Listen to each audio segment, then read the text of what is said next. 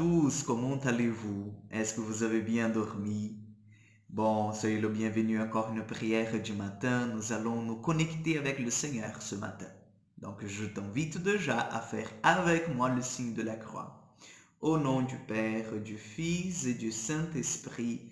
Amen.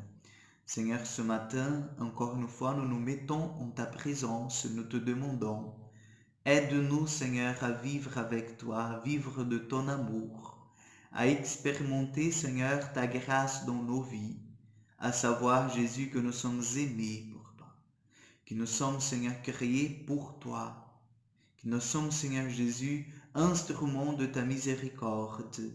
Nous sommes, Seigneur Jésus, dans la vie de nos frères, des apôtres de la résurrection. Viens, Esprit de Dieu, ce matin.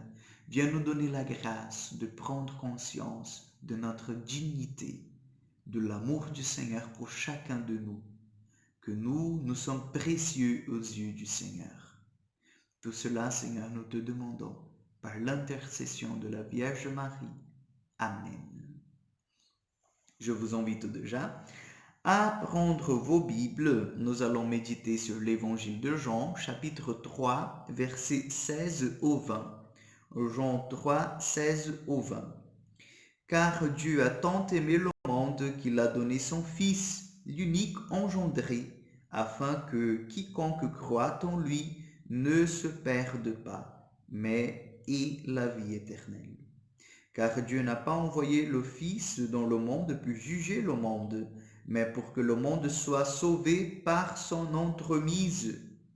Qui croit en lui n'est pas jugé, qui ne croit pas est déjà jugé, parce qu'il n'a pas cru au nom du Fils unique engendré de Dieu. Et tel est le jugement, la lumière est venue dans le monde, et les hommes ont mieux aimé les ténèbres que la lumière, car leurs œuvres étaient mauvaises. Acclamons la parole de Dieu.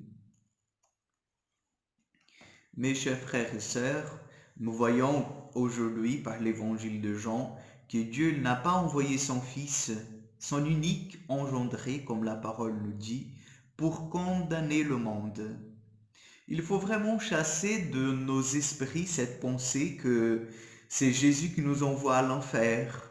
C'est Jésus qui est assis sur son trône de gloire et qui nous envoie à l'enfer et que ne veut pas savoir de notre vie.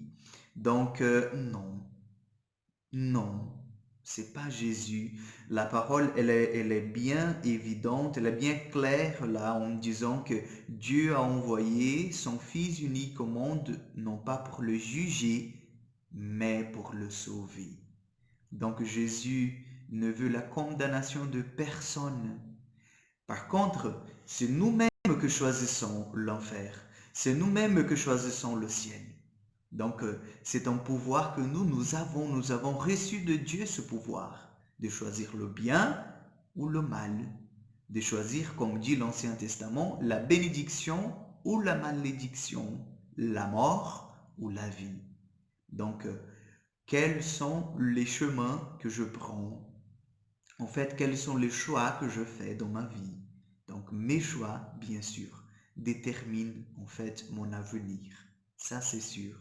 Donc, il ne faut jamais regarder Jésus comme le juge qui m'envoie à l'enfer ou qui m'envoie euh, au ciel. Non, jamais. En fait, c'est ma capacité de recevoir la lumière, de accueillir la lumière de Dieu, d'accueillir la parole de Dieu dans ma vie que me fait en fait marcher dans la lumière et dans l'amour.